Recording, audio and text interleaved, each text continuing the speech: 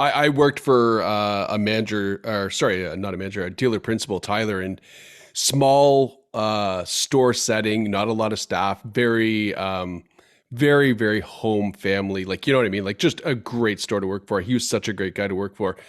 And he told me, he says, "You're the most expensive guy in the store. So utilize your time like you are the most expensive person in the store.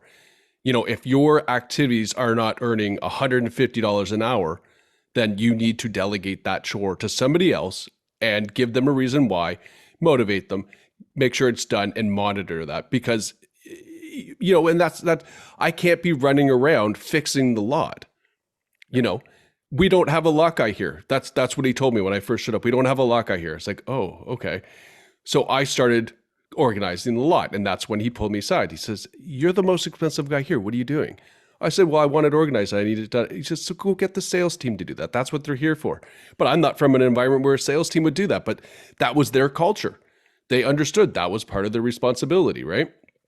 So that was a big eye opener for me, is that if I'm not earning on that level, if my activities are not bringing in that kind of revenue, then I need to stop what I'm doing and try to do something that's a little bit more towards driving business versus a mediocre task that there's other people to do that. And someone in the audience is going to get miffed with you saying that, and me sitting here nodding and smiling and agreeing with you, because they're going to say, "What about lead by example?" Oh, there's Yes, yeah. lead by example, not Hmm. examples.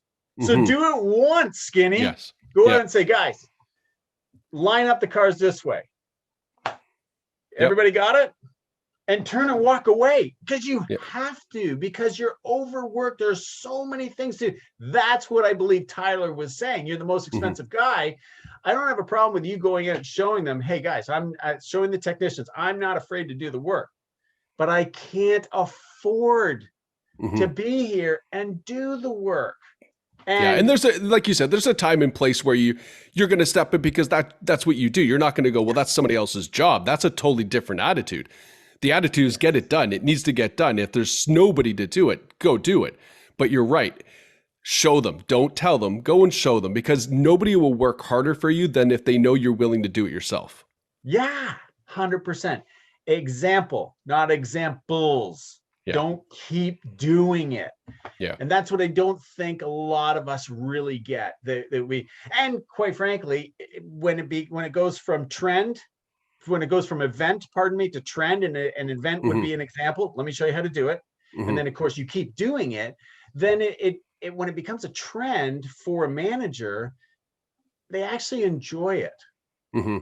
And that's where the time management is so critical, because now they're staying till 10, 11 at night. They're coming in on Saturday or Sunday. They think that they're really doing great by putting in this effort. And Yeah. they really are doing great. And we do need them, in fact, to do that. But it wasn't necessary.